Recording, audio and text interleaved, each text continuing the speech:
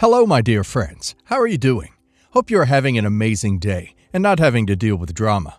Ready for new stories I have for you today? Let's go to the first one. And don't forget to listen to the end of the story, guys, to hear my insights. Enjoy the stories, and don't forget to like and subscribe. And of course, don't forget to leave a comment. I, 28 male, was with my fiance, 27 female, for 5 years. We were madly in love, or so I thought, and we had been engaged for 1 year, planning our wedding. My younger brother, 25 male, was my best man, and we were incredibly close. He wasn't just my brother, but also my best friend. We grew up doing everything together.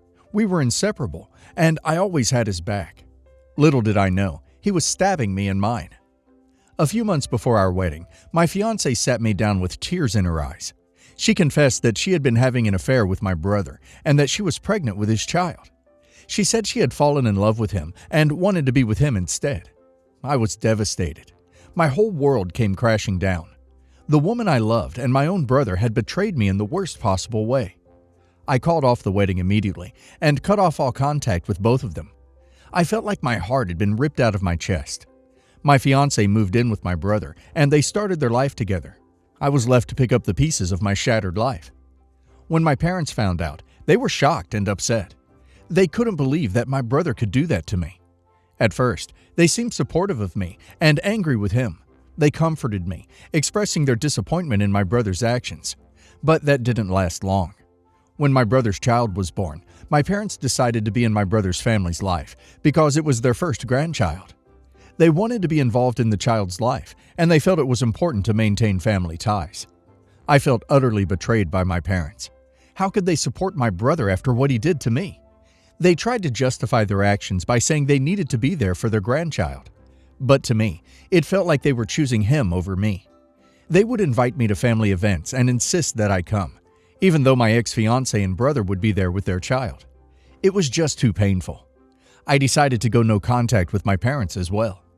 I couldn't bear to be around them, especially with my ex-fiancée and her affair child always being at family events. It was a constant reminder of the betrayal. So for the next few years, I focused on rebuilding my life. I found a new job, moved to a new city, and started dating again. It was tough, but I slowly started to heal.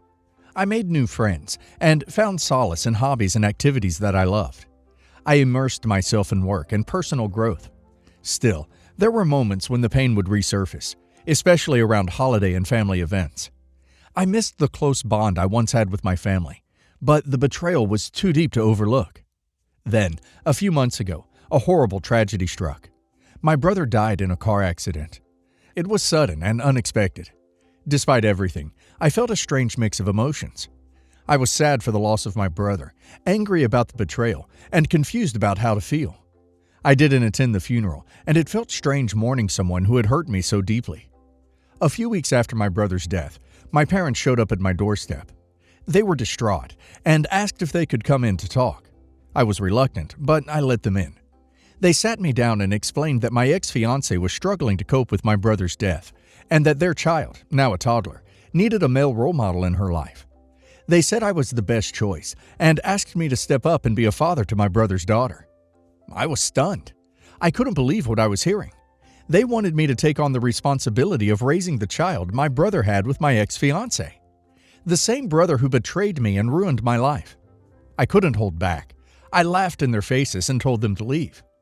My parents were shocked and hurt by my reaction.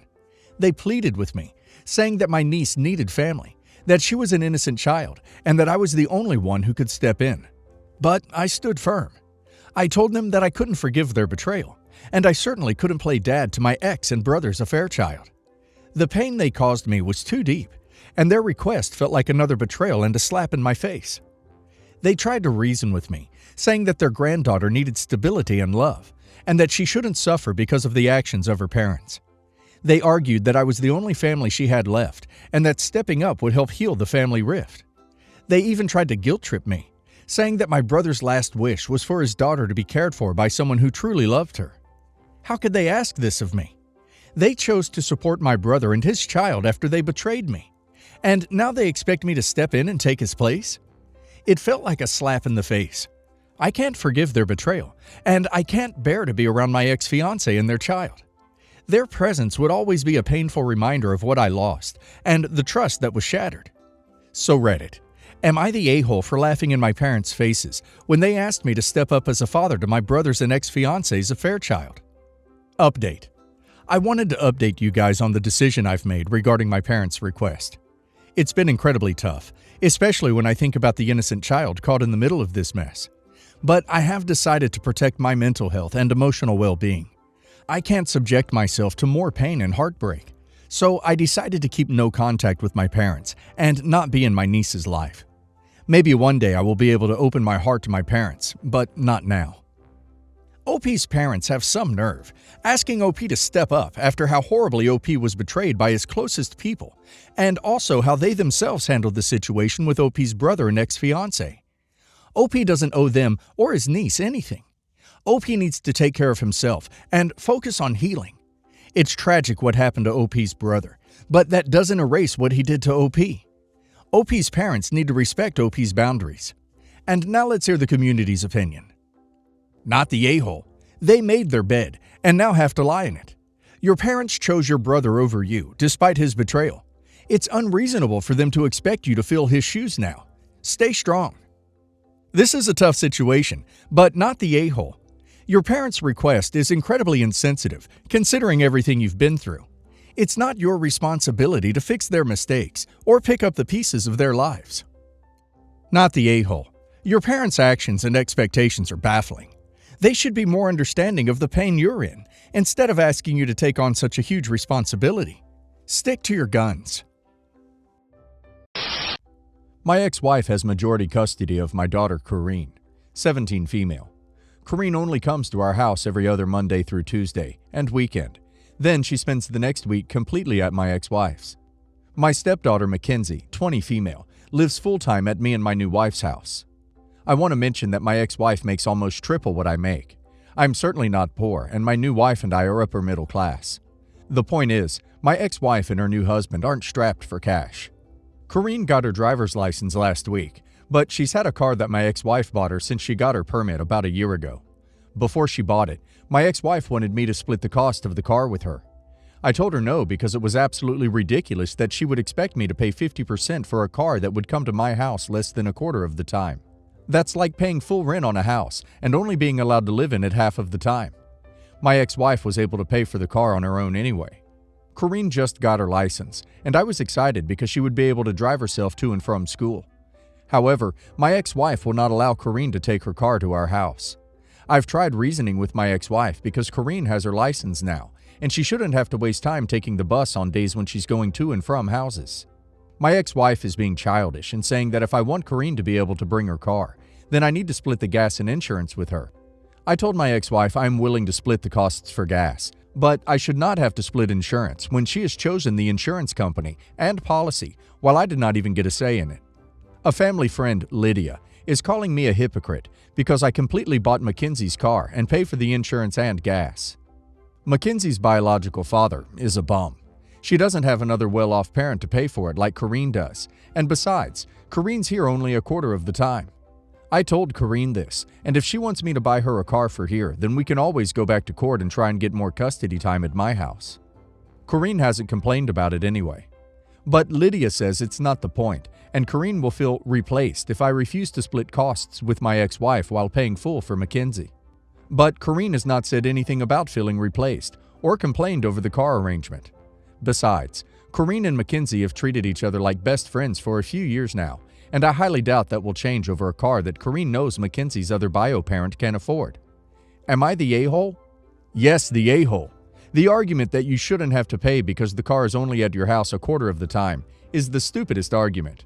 It will be in your daughter's possession 100% of the time, and you are responsible for 50% of her care, regardless of what her mother earns in proportion to your income. Yes, the a-hole. 1,000,000 times. Yes, the a-hole. You don't want to pay for a car that rarely comes to your house? How about paying for a car for your child that you brought into the world? You treat your stepdaughter better than your own kid. No wonder your ex divorced you. Yes, the a-hole. You expect your ex-wife to pay the entire cost of a car because you chose to pay for your stepdaughter's car. It isn't your ex-wife's fault you made that decision, and I doubt she had any say in it. I also think that if you expect people to say exactly how they feel, especially kids, then perhaps you don't know your daughter as much as you should. I, male 31, am single and child-free. For the past few years, I've been house hunting, and during 2020 was offered to buy my great-grandmother's farmhouse. It's about an hour away, almost 80 years old, needs a lot of TLC, and comes with about 15 acres. Originally, I declined, but my grandma offered it at a steal to keep it in the family. The price was worth the land alone, and I love the idea of restoring, so I said yes. The house has 6 bedrooms, which sounds like a lot, but they're actually very small. The plan is to turn 4 rooms into 2 rooms and a bath. 1 room kept as the master, and the 6th room is actually the dining room that will become a part of the living area.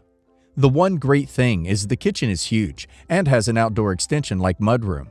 I've recently started construction on the rooms and have gotten some odd reactions from the family. My mother believes I should have kept the house as is, and when I pried, she admitted she thought I'd offer to house my sister's family. My sister, female 34, has 3 kids, female 11, female 9, male 3, and a deadbeat ex-husband. They divorced after her 3-year-old was born, and my sister moved in with my mom.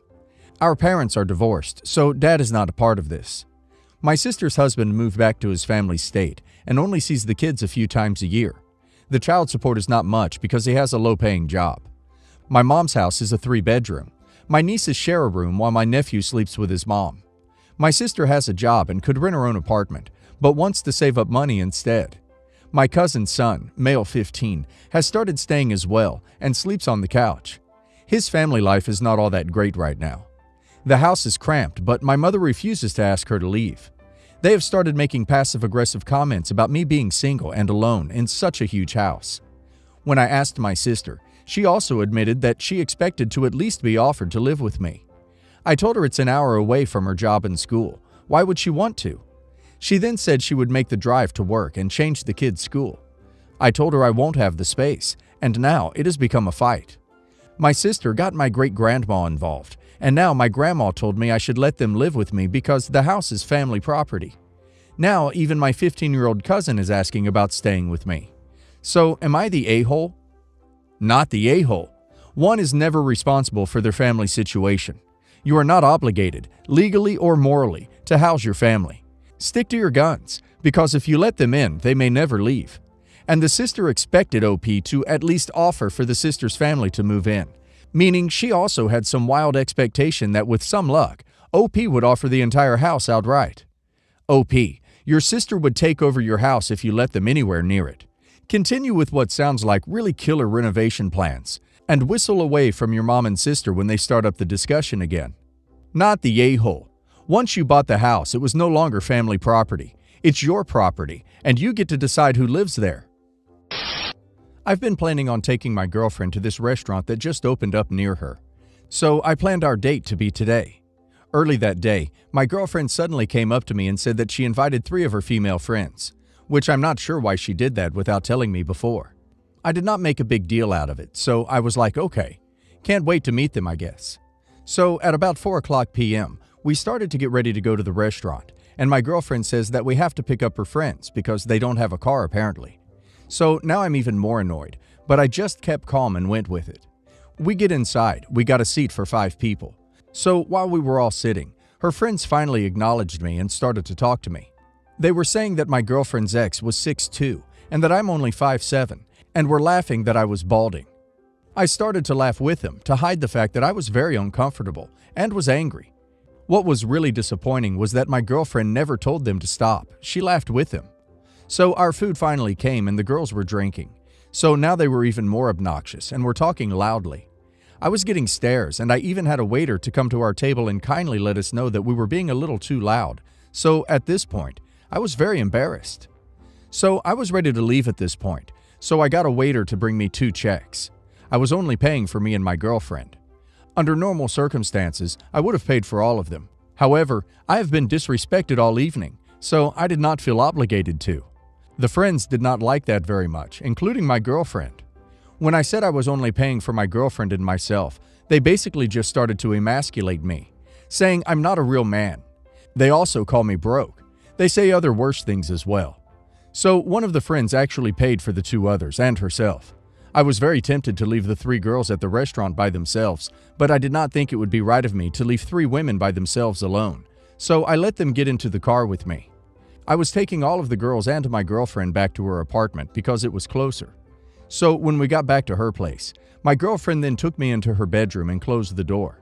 She basically said that I embarrassed her because I did not pay for her friends. I then said that the girls were making fun of me, comparing me to your ex, and emasculated me. She then said that I was being sensitive and that I was acting like a wuss. My girlfriend had also been drinking, so I wasn't really taking anything she said to me personally. However, I did give money to her friends, the amount I would have paid at the restaurant to them, just to please her so she would stop talking to me about it. And then I made sure everything was all right with them, and then I left. Was I the a-hole in this situation? I don't think I was obligated to pay anything, but maybe I was just being sensitive. I don't know. Yes, the a-hole. To yourself, bro. Why isn't she your ex? I'm not big on dumping someone for small stuff, but damn. She showed you what you mean to her. Unless you are a bad person, I'm pretty sure you deserve better than that. Not the a-hole. You're not the a-hole, and you probably ought to dump your girlfriend because she has zero respect for you. Not the a-hole. Surely paying etiquette means you pay for your own food, not get a stranger to pick up the tab, unless it was a specific occasion. Also, ditch the girl. She doesn't mind her friends being horrible to you all night, but is embarrassed by you for not paying. Why didn't she pay for the guests she invited? Does she see you as a walking wallet? So, my older sister is a mess. She has 2 kids by 2 different dads. She first got pregnant when she was 22 and rushed to marriage. After 4 years, she suddenly wanted to divorce and leave her daughter behind. She cut off all contact with her ex and kid because she was convinced she was young enough to do it right again. To this day, her daughter doesn't remember her, and my sister will tell people she has 1 kid and 1 kid only. No child support, 0 contact from her. Every time someone from this part of her life reaches out, she also blocks them. Then, when she was about 27 or 28, she got pregnant again with some guy we've never met. She had the baby, but he never stuck around. Now she's 31 and has been dating another guy for 2 years. He's essentially been around since she had her second baby. He recently dumped her though to move abroad, but she wanted him to adopt her kid officially. He won't. She was crying to my parents one weekend when we were all there for dinner.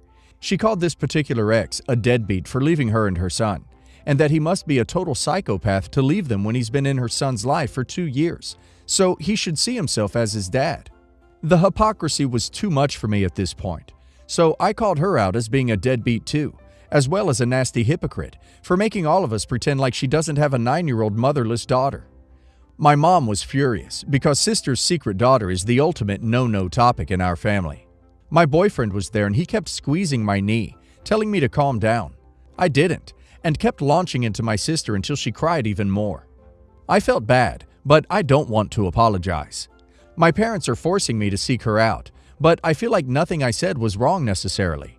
But now I don't know if I went overboard since my sister was already going through a hard time with her ex, and I genuinely did make her cry harder with my words. Am I the a-hole? Edit. I've stopped reaching out around 3 years ago at the request of the dad. He's recently remarried and they're trying to rebuild a new life apart from my sister and us. Occasionally looking at pictures is the most I do now because I know they're trying to add distance as she gets older and understands more. Before that, I tried to visit once with my boyfriend, but her dad and grandparents decided it was too weird for the child and struggled to explain me without mentioning my sister. I used to send cards and toys and things until they told me to stop. Accusing me of abandoning her is very hurtful to me because, of course, I want to be a legitimate aunt in her life. But because of what my sister did, they are distancing all of us from her for her own happiness, which I can't blame them. However, it still hurts. Not the a-hole. Truth hurts. She abandoned her child. She is a hypocrite. Not only did she abandon her child, she appears to be pretending she never existed. What the duck? Not the a-hole. She was trying to get pity from you by complaining about her ex being a deadbeat and abandoning them when she did that herself to her first child. And that guy isn't even her second kid's dad. It's nuts that your family decided to just let that stuff go all these years and pretend it never happened. She absolutely should feel bad about it. Not the a-hole. I wouldn't say these situations are the same though. Your sister is definitely a deadbeat, but her ex isn't. He didn't abandon his kid. He left her and her kid. I, 34 male, have a daughter, Haley, 18 female, with my ex, 34 female. Yes, I got the ages correct. For background, neither of our families were happy when they found out we were expecting, but her family got over it after Haley was born, but mine cut me out. The only one who stayed in touch with me was my sister. My daughter doesn't know why I'm not in touch with my family. I don't want her to feel responsible. So my ex and I have always told her that I cut them out because I didn't like them. I have Haley with me every other weekend, and ex and I split costs of everything regarding her.